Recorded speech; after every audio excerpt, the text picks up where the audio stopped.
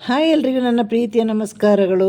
ಚಂದನ ಸ್ಮೃತಿ ಅನ್ನುವ ಹೊಸ ಯೂಟ್ಯೂಬ್ ಚಾನಲ್ಗೆ ನಿಮಗೆಲ್ರಿಗೂ ಸ್ವಾಗತ ಸುಸ್ವಾಗತ. ನಿಮ್ಮೆಲ್ಲರ ಪ್ರೀತಿ ಸಹಕಾರ ಸಪೋರ್ಟು ಪ್ರೋತ್ಸಾಹ ಎಲ್ಲವೂ ನನ್ನ ಈ ಒಂದು ಹೊಸ ಚಾನಲ್ ಮೇಲೆ ಇರಲಿ. ಹಾಗೆ ಇವತ್ತಿನ ಸಿನಿ ವಿಷಯ ಅಥವಾ ಚಂದನವನದ ವಿಷಯದ ನಾಯಕಿ ನಮ್ಮ ಮಂಜುಳಾ ಮೇಡಮ್ ಅವರು. ಓಲ್ಡ್ ಇಸ್ ಗೋಲ್ಡ್ ಮಂಜುಳಾ ಅವರು. ಮಂಜುಳಾ ಅವರು ಅಂದರೆ ಪ್ರತಿಯೊಬ್ಬರಿಗೂ ಬಹಳ ಇಷ್ಟ ಅಲ್ವ. ಮಂಜುಳಾ ಅವರಿಗೆ ಸಿಕ್ಕಿದ ಒಂದೊಂದು ಸಿನಿಮಾಗಳು, ಆ ಸಿನಿಮಾಗಳ ಹಾಡುಗಳು, ಹಾಗೆ ಆ ಸಿನಿಮಾ ಕಥೆಗಳು ಕೂಡ ಯಾರು ಕೂಡ ಮರೆಯುವಂಥದ್ದಲ್ಲ. ಗೋಲ್ಡನ್ ಯುಗದ ಎಲ್ಲರ ಅಚ್ಚುಮೆಚ್ಚಿನ ನಾಯಕಿ ನಮ್ಮ ಮಂಜುಳಾ ಅವರ ಬಗ್ಗೆ ಒಂದು ಸವಿ ನೆನಪು. ಅವತ್ತಿನ ಒಂದು ಸಿನಿಮಾದಲ್ಲಿ ಅವರ ಒಂದು ಅದ್ಭುತ ಅಭಿನಯ, ಹಾಗೆ ಸಹಜ ಸೌಂದರ್ಯ, ಅವರ ಆಕರ್ಷಕ ಕಣ್ಣುಗಳು, ಹಾಗೆ ಅವರ ಮುದ್ದಾದ ನಗು, ಇದು ಇನ್ನೆಷ್ಟೇ ವರ್ಷಗಳು ಕಳೆದರೂ ಕೂಡ ಇದು ಮರೆಯುವಂಥದ್ದೇ ಅಲ್ಲ. ಅಂತಹ ಒಂದು ಅದ್ಭುತವಾದ ನಾಯಕಿ ನಮ್ಮ ಮಂಜುಳಾ ಅವರ ಬಗ್ಗೆ. ಇಂಥ ಒಂದು ಏನು ಸಾಧಕರ ಬಗ್ಗೆ ನಾವು ಮಧ್ಯೆ ಮಧ್ಯೆ ಒಂದು ನೆನಪು ಮಾಡುವುದೇ ನಮ್ಮಂತಹ ಒಂದು ಅಭಿಮಾನಿಗಳ ಕೆಲಸ. ಹಾಗಾಗಿ ಈ ವಿಡಿಯೋವನ್ನು ನೀವೆಲ್ಲ ನೋಡಿ ನೀವೆಲ್ಲ ನನಗೆ ಕಮೆಂಟು, ಲೈಕ್, ಸಪೋರ್ಟ್ ಎಲ್ಲ ಮಾಡಬೇಕು. ಮಂಜುಳಾ ಅವರು 1954 ನವೆಂಬರ್ 8ರಂದು ತುಮಕೂರಿನ ಹೊನ್ನೇನಹಳ್ಳಿ ಗ್ರಾಮದಲ್ಲಿ ಜನಿಸಿದರು. ತಂದೆ ಶಿವಣ್ಣ ಪೊಲೀಸ್ ಉಪನಿರೀಕ್ಷಕರಾಗಿದ್ದರು. ತಾಯಿ ದೇವರಮ್ಮ ಅವರು ಸಾಧಾರಣ ಗೃಹಿಣಿಯಾಗಿದ್ದರು. ಮಂಜುಳಾ ಅವರಿಗೆ ದೇವರು ಭಯಂಕರವಾದ ಸೌಂದರ್ಯ ಕೂಡ ಕೊಟ್ಟಿದ್ದರು. ಯಾಕಂದರೆ ಅವರು ಸಹಜ ಸೌಂದರ್ಯ, ಅವರ ಕಣ್ಣುಗಳೇ ಎಲ್ಲರಲ್ಲಿ ಮಾತಾಡ್ತಾಯಿತ್ತು. ಹಾಗೆ ಮುದ್ದಾದ ನಗು ಇವೆಲ್ಲವೂ ಬಹಳ ಆಕರ್ಷಕವಾಗಿತ್ತು ಅವರಿಗೆ. ಅದಲ್ಲದೆ ಚಿಕ್ಕದಿಂದಲೇ ಅವರಿಗೆ ಈ ನಾಟಕ, ಆಮೇಲೆ ಶಾಲೆಯಲ್ಲಿ ನಾಟಕ ಮಾಡೋದು, ನೃತ್ಯ ಇದರಲ್ಲೆಲ್ಲ ಬಹಳ ಆಸಕ್ತಿ ಇತ್ತು. ಅದೇ ಥರ ಅವರಿಗೆ ಆ ಒಂದು ಸಮಯದಲ್ಲೇ ಚಿತ್ರರಂಗದಲ್ಲಿ ಕೂಡ ಬಹಳ ಆಸಕ್ತಿ ಇತ್ತು. 1965ರಲ್ಲಿ ಬಾಲ್ಯದಲ್ಲೇ ಮಂಜುಳಾ ಪ್ರಭಾತ್ ಕಲಾವಿದ ತಂಡದಲ್ಲಿ ನಟನೆಯನ್ನು ಕೂಡ ಕಲಿಯಲು ಪ್ರಾರಂಭ ಮಾಡಿದರು. ಯಾಕಂದರೆ ಇವರ ತಂದೆ ಎಲ್ಲ ವಿದ್ಯಾವಂತರಾಗಿದ್ದರು. ಆಗಿನ ಕಾಲದಲ್ಲಿ ಒಂದು ಹೆಣ್ಣು ಮಕ್ಕಳನ್ನು ಈ ಥರ ಹೊರಗಡೆ ಬಿಡೋದು ಅಥವಾ ಈ ಥರ ನೃತ್ಯ ನಾಟಕಗಳಿಗೆ ಬಿಡೋದು ಬಹಳ ಅಪರೂಪವಾಗಿತ್ತು, ಬಹಳ ವಿಶೇಷವಾಗಿತ್ತು. ಅದರ ಬಗ್ಗೆ ಚೆನ್ನಾಗಿ ಅರಿವಿದ್ದವರು ಮಾತ್ರನೇ ಬಿಡ್ತಾಯಿದ್ರು, ಅಥವಾ ಸ್ವಲ್ಪ ವಿದ್ಯಾವಂತರಾಗಿದ್ದರೆ ಮಾತ್ರ ಮಕ್ಕಳನ್ನು ಈ ಥರ ಬಿಡ್ತಾಯಿದ್ರು. ಅದು ಅಲ್ಲದೆ ಮಂಜುಳಾ ತುಂಬ ಚಂದದ ಮಗು ಕೂಡ ಆಗಿದ್ದರು. ಹಾಗಾಗಿ ಅವರಲ್ಲಿರುವ ಕಲೆಯನ್ನು ಗುರುತಿಸಿ ಅವರನ್ನು ಪ್ರಭಾತ್ ಕಲಾ ತಂಡಕ್ಕೆ ಅವರ ತಂದೆ ಸೇರಿಸ್ತಾರೆ. 1966ರಲ್ಲಿ ಮೊದಲ ಬಾರಿ ಮನೆ ಕಟ್ಟಿ ನೋಡು ಅನ್ನೋ ಒಂದು ಸಿನಿಮಾದಲ್ಲಿ ಅವರೊಂದು ಸಣ್ಣ ಪಾತ್ರ ಮಾಡ್ತಾರೆ. ಅವರಿಗೆ ಈ ಸಿನಿಮಾದಲ್ಲಿ ಈ ಪಾತ್ರ ಮಾಡಲಿಕ್ಕೇ ಅವರು ಈ ಒಂದು ಪ್ರಭಾತ್ ತಂಡಕ್ಕೆ ಸೇರಿರೋದು. 1970ರಲ್ಲಿ ನೋಡಿ ಮಂಜುಳಾ ಪ್ರಸಿದ್ಧಿ. ಅದರಿಂದ ಯಾವ ಥರ ಪ್ರಸಿದ್ಧಿ ಅಂದರೆ ಅವರು ಚಿತ್ರದ ನಾಯಕಿಯಾಗಿ ಹೊರ ಬಂದರು. ಅಲ್ಲಿಂದ ಅವರು 80ರಿಂದ ಒಂದು 85 ದಶಕದವರೆಗೆ ಮಿಂಚಿದ್ರು. ಪ್ರತಿಯೊಂದು ಮನೆಯಲ್ಲಿ ಮಂಜುಳಾ ಅಂದರೆ ಅದು ಮನೆ ಮಾತಾಗಿತ್ತು. ಮಂಜುಳಾ ಅವರ ಸಿನಿಮಾದ ಹಾಡು, ಅವರ ಅಭಿನಯ ಎಲ್ಲವೂ ಮನೆ ಮಾತಾಗಿತ್ತು. ಮತ್ತು ಆ ಸಮಯದಲ್ಲಿ ನಾವು ತುಂಬ ಚಿಕ್ಕ ಮಕ್ಕಳಾಗಿದ್ದು, ನನಗೆ ಅವರ ಯಾವುದು ನೀ ನನ್ನ ಗೆಲ್ಲಲಾರೆ ಒಂದು ಸಿನಿಮಾದ ಬಗ್ಗೆ ಮಾತ್ರ ನನಗೆ ಗೊತ್ತಿದೆ. ಬಿಟ್ಟರೆ ಬಾಕಿ ಅವರ ಸಿನಿಮಾ ಎಲ್ಲ ನಮ್ಮ ಮನೆಯಿಂದೆಲ್ಲರೂ ಹೋಗ್ತಾಯಿದ್ರು. ಆದರೆ ನನಗೆ ಆ ಸಿನಿಮಾದ ಕಥೆ ಎಲ್ಲ ಗೊತ್ತಿರಲಿಲ್ಲ, ನಾವು ಪುಟ್ಟ ಮಕ್ಕಳಾಗಿದ್ದು. ಹಾಗಾಗಿ ನಮ್ಮ ಹಿರಿಯರೆಲ್ಲ ಬಹಳಷ್ಟು ಮಂಜುಳಾ ಮೇಡಮ್ನ ಅಭಿಮಾನಿ. ಯಾಕಂದರೆ ಅವರಿಗೆ ಯಾವುದೇ ಪಾತ್ರ ಕೊಡಲಿ, ಒಂದು ಬಜಾರಿ ಪಾತ್ರ ಕೊಡಲಿ, ಗ್ರಾಮೀಣ ಹಿನ್ನೆಲೆ ಇರುವ ಪಾತ್ರ ಕೊಡಲಿ, ಅಳುಮುಂಜಿ ಪಾತ್ರ ಕೊಡಲಿ, ಹಾಸ್ಯ ಪಾತ್ರ ಕೊಡಲಿ, ಯಾವುದೇ ಪಾತ್ರ ಕೊಟ್ಟರು ನೈಜವಾಗಿ ಅತ್ಯದ್ಭುತವಾಗಿ ಅಭಿನಯ ಮಾಡ್ತಾಯಿದ್ರು. ನಂತರದಲ್ಲಿ ಅವರು ರಾಜ್ಕುಮಾರ್ ಮತ್ತು ವಿಷ್ಣುವರ್ಧನ್, ಶಂಕರ್ ನಾಗ್, ಶ್ರೀನಾಥ್, ಅಂಬರೀಷ್, ಹೀಗೆ ಹಲವು ಒಳ್ಳೊಳ್ಳೆ ನಾಯಕರ ಜೊತೆ ನಾಯಕಿಯಾಗಿ ಸಿನಿಮಾದಲ್ಲಿ ಅಭಿನಯ ಮಾಡಿದರು. ಅದರಲ್ಲಿ ಇವರದ್ದು ಶ್ರೀನಾಥ್ ಮತ್ತು ಮಂಜುಳಾ ಅವರೆಲ್ಲ ನಾಯಕರಿಗೂ ಕೂಡ ಅವರು ಸೂಟ್ ಆಗ್ತಾಯಿತ್ತು. ಆದರೆ ಶ್ರೀನಾಥ್ ಮಂಜುಳಾ ಅಂದರೆ ಅದು ಮನೆ ಮಾತಾಗುವಷ್ಟು ಅಷ್ಟು ಪ್ರಸಿದ್ಧಿಯಾಗಿತ್ತು. ಅಂತಹ ಒಂದು ಅದ್ಭುತವಾದ ಜೋಡಿ. ಇವರ ಒಂದು ಇಬ್ಬರ ಚಲನಚಿತ್ರದಲ್ಲಿ ಬಂದ ಹಾಡುಗಳು ಕೂಡ ಇವತ್ತಿಗೂ ಪ್ರಸಿದ್ಧಿ. ಮಂಜುಳಾ ಮೇಡಮ್ ಬದುಕಿರುವಾಗ ಹೇಗೆ ಇದ್ದರು, ಇವತ್ತು ಕೂಡ ಅವರ ಒಂದು ಸ್ಥಾನ ಹಾಗೇ ಇದೆ. ಯಾರು ಕೂಡ ಅವರನ್ನು ಮರೆತೂ ಇಲ್ಲ, ಮರೆಯೋದು ಇಲ್ಲ. ಹಾಗಾಗಿ ನೋಡಿ, ಮತ್ತೆ ಹೇಳ್ತಾ ಇದ್ದೀವಿ ನಾವು, ಕಲಾವಿದರಿಗಂತೂ ಸಾವು ಇಲ್ಲವೇ ಇಲ್ಲ. ಅವರು ತೆರೆ ಮೇಲೆ ನಿರಂತರವಾಗಿ ಜೀವಂತವಾಗಿರ್ತಾರೆ. ಮತ್ತು ಅಂಥ ಅವಕಾಶಗಳು ಇನ್ನಿರುವ ನಟ ನಟಿಯರಿಗೆ ಖಂಡಿತ ಸಿಗೋದಿಲ್ಲ. ಒಂದು 100-120 ಸಿನಿಮಾದಲ್ಲಿ ಅಭಿನಯಿಸೋದು ಅಂದರೆ ನಾಯಕಿಯಾಗಿ ಅದು ಸಣ್ಣ ಮಾತಲ್ಲ. ಅದಕ್ಕೆ ಅಷ್ಟು ಒಂದು ಏನು ಹೇಳೋದು, ಪ್ರತಿಭೆ ಇರಬೇಕು. ಅಂದಿನ ಕಾಲದಲ್ಲಿ ಪ್ರತಿಭೆ ಇರಲಿಕ್ಕೆ ಯಾವುದೇ ಒಂದು ಏನು ಹೇಳೋದು, ಸ್ಟೇಜ್ ಆಗಲಿ ಅಥವಾ ಯಾವುದೇ ಒಂದು ಮತ್ತು ಈ ಥರ ಕಲಿಕಾ ಕೇಂದ್ರಗಳು ಯಾವುದು ಕೂಡ ಇರಲಿಲ್ಲ. ಸ್ವಂತ ಒಂದು ಅವರ ಏನು ಹೇಳೋದು, ಅವರ ಸ್ವಂತ ಪ್ರತಿಭೆಯ ಮೂಲಕ ಅವರು ಚಿತ್ರರಂಗದಲ್ಲಿ ನಾಯಕಿಯಾಗಿ ಉಳಿದರು. ಮತ್ತು ಅದಲ್ಲದೆ ಈ ಮಂಜುಳಾ ನೋಡಲು ತುಂಬ ಆಕರ್ಷಕವಾಗಿದ್ದರು. ಆದರೆ ಅವರು ಎತ್ತರದ ನಿಲುವಾಗಿರಲಿಲ್ಲ. ಅವರು ತುಂಬ ಹೈಟ್ ಕಮ್ಮಿ ಕೂಡ ಇತ್ತು. ಅವತ್ತಿನ ಕಾಲಕ್ಕೆ ಒಂದು ಸಾಧಾರಣ ಕುಳ್ಳಗಿರುವ ಒಂದು ಕುಳ್ಳಗಿರುವವರು ನಾಯಕಿ ಪಾತ್ರ ಮಾಡುವುದು ಕೂಡ ಬಹಳ ಕಷ್ಟ ಆಗಿತ್ತು. ಆದರೆ ಅವರಲ್ಲಿರೋ ಒಂದು ಪ್ರತಿಭೆಯ ಮೂಲಕ ಅವರು ಆ ಥರ ಪ್ರಸಿದ್ಧಿಯಾಗಿಬಿಟ್ರು. ಅಂತಹ ಸಿನಿಮಾಗಳ ಕಥೆಗಳೂ ಆಗಿತ್ತು, ಅವರ ಅಭಿನಯ ಆಗಿತ್ತು, ಅವರಿಗೆ ಸಿಕ್ಕಿದ ನಾಯಕರು ಆಗಿತ್ತು, ಹಾಗೆ ಅವರ ಸಿನಿಮಾದ ಒಂದು ಹಾಡುಗಳು ಆಗಿತ್ತು.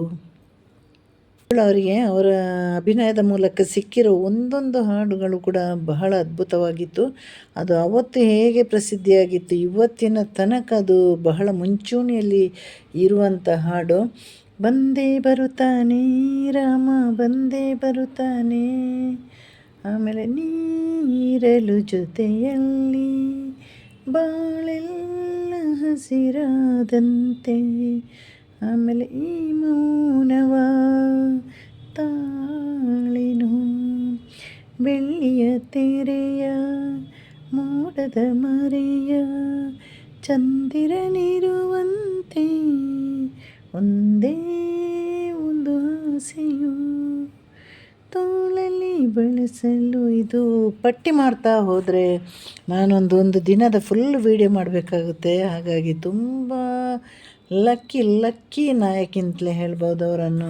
ಅವರು ಬದುಕಿದ್ರು ಇಲ್ಲವಾದ್ರೂ ಅವರನ್ನು ಸದಾ ಜನರು ನೆನಪಲ್ಲಿ ಇಟ್ಕೊಂಡಿರ್ತಾರೆ. ಈ ಸಿನಿಮಾದ ಮೂಲಕ, ಅವರ ಅಭಿನಯದ ಮೂಲಕ, ಅದರಲ್ಲಿರುವ ಒಂದು ಗೋಲ್ಡನ್ ಹಾಡುಗಳ ಮೂಲಕ ಕೂಡ ಪ್ರತಿದಿನ ಅವರು ಜೀವಂತವಾಗಿಯೇ ಇದ್ದಾರೆ.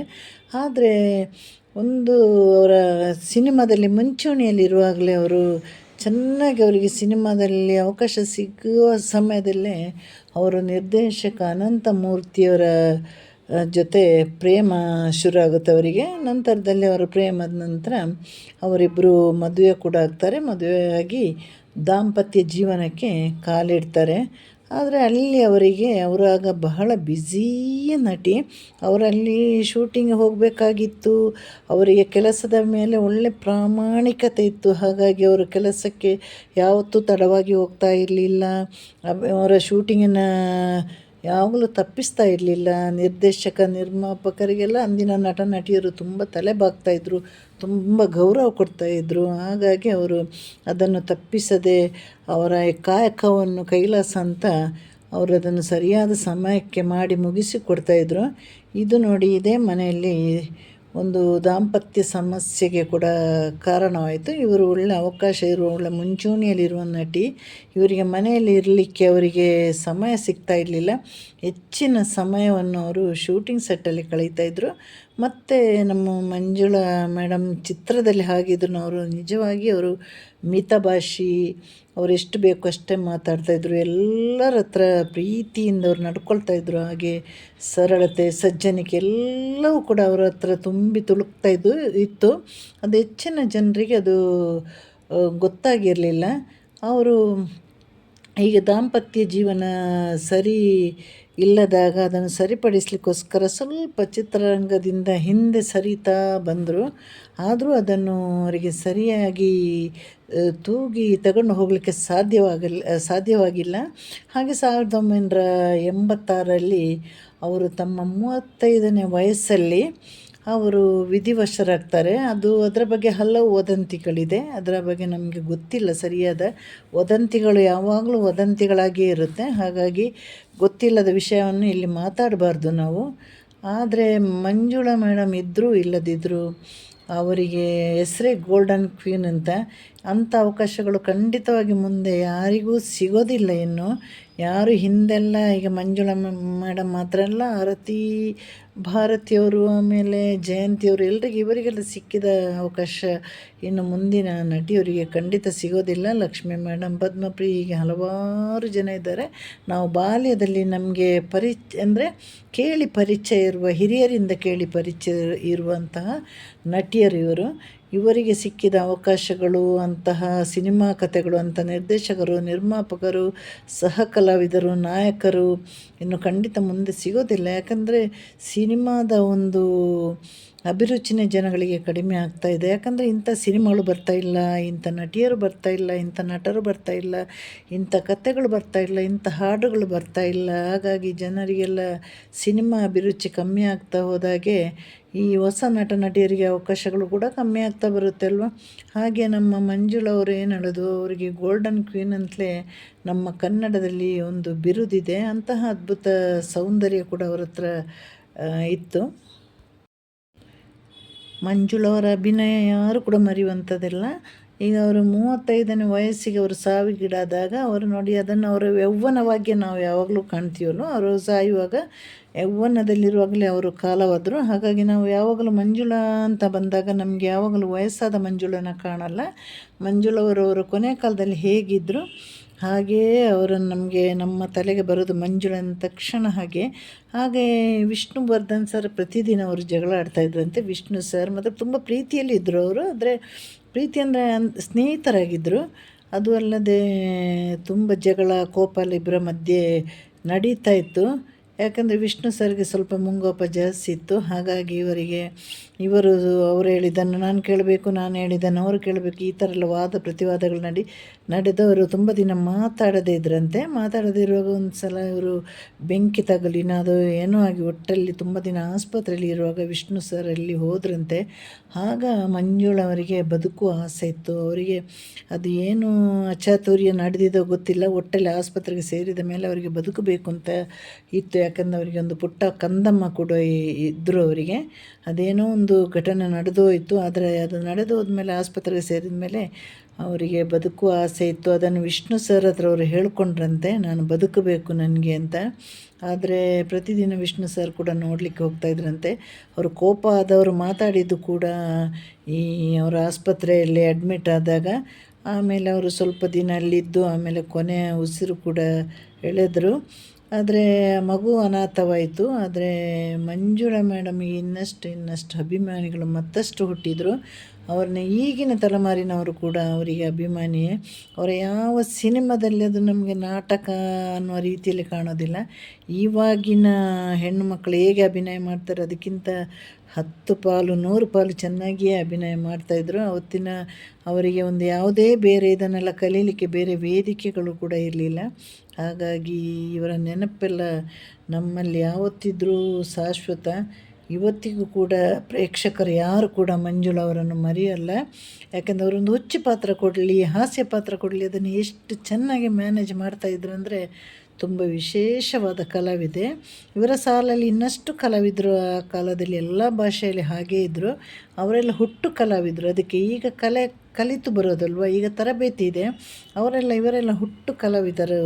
ಇದರಲ್ಲಿ ನಮಗೆ ಸಿಗೋ ಮೋರಲ್ ಏನಂದರೆ, ನಮಗೀಗ ಮನಸ್ಸಿನ ದುಃಖವೇ ನಮಗೆ ಒಂದು ಪಾಠ ಅಲ್ವ. ಎಷ್ಟೇ ಪ್ರಸಿದ್ಧಿ ಆದ್ರೂ ನಮಗೆ ಮನಸ್ಸಿಗೆ ನೆಮ್ಮದಿ ಇಲ್ಲ, ಸಂಸಾರದಲ್ಲಿ ನೆಮ್ಮದಿ ಇಲ್ಲ, ಶಾಂತಿ ಇಲ್ಲ ಅಂದರೆ ನಮಗೆ ಎಲ್ಲವೂ ಇದ್ದು ಏನೂ ಇಲ್ಲದಂತೆ. ಮಂಜುಳಾ ಅವರ ಜೀವನ ಕಥೆನೂ ಹಾಗೇ ಆಯಿತು, ಅವರ ವೈಯಕ್ತಿಕ ಕಥೆ ಹಾಗೆ ಆಯಿತು. ಎಷ್ಟೇ ವರ್ಷ ಉರುಳಿದ್ರೂ ಕೂಡ ಮಂಜುಳಾ ಅವರನ್ನು ಯಾರೂ ಮರೆಯಲ್ಲ. ಸದಾ ಪ್ರೇಕ್ಷಕರವರ ನೆನಪಲ್ಲಿ ಇಟ್ಟೇ ಇರ್ತಾರೆ. ಕಾರಣ ಅವರ ಹಾಡುಗಳು ಕೇಳ್ತಾ, ಅವರ ಹಾಡುಗಳನ್ನು ನೋಡ್ತಾ, ಅವರ ಸಿನಿಮಾಗಳನ್ನು ನೋಡ್ತಾ ಅವರನ್ನು ಇನ್ನೂ ಕೂಡ ನೆನಪಲ್ಲಿ ಇಟ್ಟಿರ್ತಾರೆ. ಯಾಕಂದರೆ ಅಂಥ ಅದ್ಭುತ ಕಲಾವಿದರು ಹುಟ್ಟಿ ಬರೋದು ಬಹಳ ವಿರಳ. ಈಗ ಕಲಾವಿದರಿಗೆ ನಾನಾ ತರಬೇತಿ ಕೇಂದ್ರಗಳೆಲ್ಲ ಇದೆ. ಅವತ್ತಿನ ಕಲಾವಿದರೆಲ್ಲ ಹುಟ್ಟು ಕಲಾವಿದರಾಗಿದ್ದರು. ಅದು ನಮ್ಮ ಕನ್ನಡ ಭಾಷೆಯಲ್ಲಿ ಅಂತಲ್ಲ, ಪ್ರತಿಯೊಂದು ಭಾಷೆಯಲ್ಲಿ ಹಳೆಯ ಕಲಾವಿದರು ಅಂದರೆ ಅದು ಬಹಳ ಅವರು ಏನು ಹುಟ್ಟಿನಿಂದಲೇ ಬಂದ ಕಲಾವಿದರು ಮಾತ್ರ ಅವತ್ತಿನ ಸಮಯದಲ್ಲಿ ಸಿನಿಮಾಕ್ಕೆ ಬರ್ತಾಯಿದ್ರು. ಇವತ್ತು ಹಣ ಮಾಡಬೇಕು ಅಂತಂದವರು ಸಿನಿಮಾಗೆ ಬರ್ತಾರೆ. ಒಂದು ಪ್ಯಾಷನ್ ಅಂತ ಬರುವವರಿದ್ದಾರೆ. ಆದರೆ ಅವತ್ತಿನ ಕಾಲದಲ್ಲಿ ಪ್ಯಾಷನು ಅದು ಇದು ಅಂತ ಇರಲಿಲ್ಲ. ಯಾರಲ್ಲಿ ಕಲೆ ದೇವರು ಹುಟ್ಟುವಾಗ ಕೊಟ್ಟಿದ್ರು ಅವರು ಮಾತ್ರ ಚಿತ್ರರಂಗದಲ್ಲಿ ಅಭಿನಯ ಮಾಡ್ತಾಯಿದ್ರು. ಮೊದಲು ನಾಟಕದಲ್ಲಿ ತರಬೇತಿ ಪಡೆದು ಅಲ್ಲಿ ಚೆನ್ನಾಗಿ ಅಭಿನಯ ಮಾಡಿ ಮತ್ತೆ ಚಿತ್ರರಂಗಕ್ಕೆ ಪಾದಾರ್ಪಣೆ ಮಾಡ್ತಿದ್ದರು. ಈಗಿನ ಒಂದು ಚಿತ್ರರಂಗ ಅಂದರೆ ಅದೊಂದು ಪ್ಯಾಷನ್ ಆಗಿದೆ. ಫ್ಯಾಷನ್ ಆಗುತ್ತೆ. ಹಾಗಾಗಿ ಯಾವತ್ತಿಗೂ ನಾವು ಹಳೆ ಕಲಾವಿದರನ್ನು ಮರೆಯುವಾಗಿಲ್ಲ. ಅದರಲ್ಲಿ ಮಂಜುಳಾ ಮೇಡಮನ್ನು ನಾವು ಮರೆಯುವಾಗೇ ಇಲ್ಲ. ಇದರಲ್ಲಿ ಇನ್ನೆಷ್ಟೇ ವರ್ಷ ಆಗಲಿ ನಾವು ಮಂಜುಳಾ ಮೇಡಮನ್ನು ಯಾವ ಪ್ರೇಕ್ಷಕರು ಕೂಡ ಮರೆಯಲ್ಲ. ಯಾಕಂದರೆ ಅವರ ಅಭಿನಯ, ಅವರ ಒಂದು ಅವರಿಗೆ ಸಿಕ್ಕಿದ ಹಾಡುಗಳು, ಆಮೇಲೆ ಹುಟ್ಟು ಕಲಾವಿದೆ ಬೇರೆ. ಯಾವುದೇ ಪಾತ್ರಕ್ಕೂ ಸೈ, ಬಜ್ಜಾರಿ ಪಾತ್ರಕ್ಕೂ ಸೈ, ಎಲೆ ಅಡಿಕೆ ತಿಂದು ಉಗಿಯುವ ಪಾತ್ರಕ್ಕೆ ಸೈ, ಜಗಳ ಗಂಟಿ ಪಾತ್ರಕ್ಕೆ ಸೈ, ಪೌರಾಣಿಕ ಪಾತ್ರಕ್ಕೆ ಸೈ, ಆಮೇಲೆ ಏನು ಹೇಳೋದು, ಹಾಸ್ಯ ಪಾತ್ರಕ್ಕೂ ಸೈ ಅಂತ ಮಂಜುಳವರನ್ನು ಮತ್ತೆ ಮರೀಲಿಕ್ಕೂ ಆಗಲ್ಲ. ಅಂಥ ಕಲಾವಿದರು ಮತ್ತೆ ನಮಗೆ ಸಿಗೋದು ಇಲ್ಲ. ಎಲ್ಲ ಭಾಷೆಯಲ್ಲಿ ಅವತ್ತಿನ ಕಲಾವಿದರು ಹುಟ್ಟು ಕಲಾವಿದರಾಗಿದ್ದರು. ಅವರು ಮೈಯಲ್ಲೇ ಕಲೆಯನ್ನು ಬೆಳೆಸಿ ಹುಟ್ಟಿದವರು. ಅದನ್ನು ಅವರು ನಾಟಕ ರೂಪದಲ್ಲಿ ಚೆನ್ನಾಗಿ ಅಭ್ಯಾಸ ಮಾಡಿ ನಂತರ ಚಿತ್ರರಂಗಕ್ಕೆ ಪಾದಾರ್ಪಣೆ ಮಾಡ್ತಾಯಿದ್ರು. ಇವತ್ತು ಎಲ್ಲ ಪ್ಯಾಷನ್ ಆಗಿ ಹೋಗಿದೆ. ಇವತ್ತಿನ ನಟ ನಟಿಯರಿಗೆ ಖಂಡಿತವಾಗಿ ಹಳೆ ಕಲಾವಿದರ ಒಂದು ಅರ್ಧದಷ್ಟು ತಲುಪಲು ಸಾಧ್ಯ ಇಲ್ಲ. ಇವತ್ತೇನಿದ್ರು ಹಣ, ಪ್ಯಾಷನ್, ಒಂದೆರಡು ಸಿನಿಮಾದಲ್ಲಿ ಅಭಿನಯ ಮಾಡಬೇಕು, ಗುರುತಿಸಬೇಕು. ಅವತ್ತಿನವರಿಗೆ ಹಳೆ ಕಲಾವಿದರಿಗೆ ಅಷ್ಟೊಂದು ಹಣನೂ ಸಿಗ್ತಾ ಇರಲಿಲ್ಲ. ಅವರಿಗೆ ಗುರುತಿಸಬೇಕೆಂಬ ಹಂಬಲನೂ ಇರಲಿಲ್ಲ. ಅವರಲ್ಲಿರೋ ಹವ್ಯಾಸವನ್ನು, ಅವರ ಕಲೆಯನ್ನು ಅವರು ಪ್ರದರ್ಶನ ಮಾಡ್ತಾಯಿದ್ರು. ಹಾಗೆ ಇದರಲ್ಲಿ ಕಲಿಬೇಕಾದ ಮೋರಲ್ ಅಂದರೆ ಎಷ್ಟೇ ಪ್ರಸಿದ್ಧಿಯಾದರೂ ಜೀವನದಲ್ಲಿ ನೆಮ್ಮದಿಲ್ಲ ಅಂದರೆ ನಮ್ಮ ಪ್ರಸಿದ್ಧಿ ಎಲ್ಲವೂ ಗೌಣವಾಗುತ್ತೆ. ಹಾಗಾಗಿ ಒಂದು ಒಳ್ಳೆಯ ಒಂದು ವಿದೆಯನ್ನು ನಾವು ಅಚಾತುರ್ಯದಿಂದ ಕಳೆದುಕೊಂಡವು ಅಂತ ನಮಗೆ ಅನಿಸುತ್ತೆ. ಈಗ ಕಳೆದುಕೊಂಡು 86ರಲ್ಲಿ ಇವರು ಮರಣವನ್ನು ಅಪ್ಪಿದೆ. ಈಗ ಹತ್ರ 40 ವರ್ಷ ಕೂಡ ಆಯ್ತಲ್ವ. ಈಗ ಇದ್ದಿದ್ದರೆ ಒಂದು 75 ವರ್ಷ ಆಗ್ತಾಯಿತ್ತು. ನನಗೆ ಪ್ರತಿ ಬಾರಿಯೂ ನನಗೆ ಅನ್ನಿಸ್ತಾ ಇರುತ್ತೆ, ಮಂಜುಳಾ ಅವರು ಇರಬೇಕಾಗಿತ್ತು. ಹೇಗೆ ಇರ್ತಾಯಿದ್ರು, ಅವ್ರು ವಯಸ್ಸಾದ ಮೇಲೆ ಎಷ್ಟೊಂದು ಸಂದರ್ಶನಕ್ಕೆ ಬರ್ತಾಯಿದ್ರು, ಹೀಗೆಲ್ಲ ನನಗೆ ನೆನಪಾಗ್ತಾಯಿದೆ. ಹಾಗೆ ಪ್ರತಿಯೊಬ್ಬರ ಮನಸ್ಸಲ್ಲಿ ಅವರು ಚಿರಾಯು. ಹಾಗಾಗಿ ಇವತ್ತಿನ ನನ್ನ ವಿಡಿಯೋ ಇದಾಗಿತ್ತು. ನಿಮ್ಮೆಲ್ಲರ ಪ್ರೀತಿ, ಸಪೋರ್ಟ್, ಸಹಕಾರ ನನ್ನ ವಿಡಿಯೋದ ಮೇಲೆ ಇರಲಿ. ಹಾಗೆ ಏನಾದರೂ ನಾನು ತಪ್ಪು ಮಾತಾಡಿದಲ್ಲಿ ಕ್ಷಮೆ ಕೂಡ ಇರಲಿ. ಎಲ್ರಿಗೂ ಟಾಟಾ, ಬಾಯ್, ಸಿ ಯು, ಟೇಕ್ ಕೇರ್.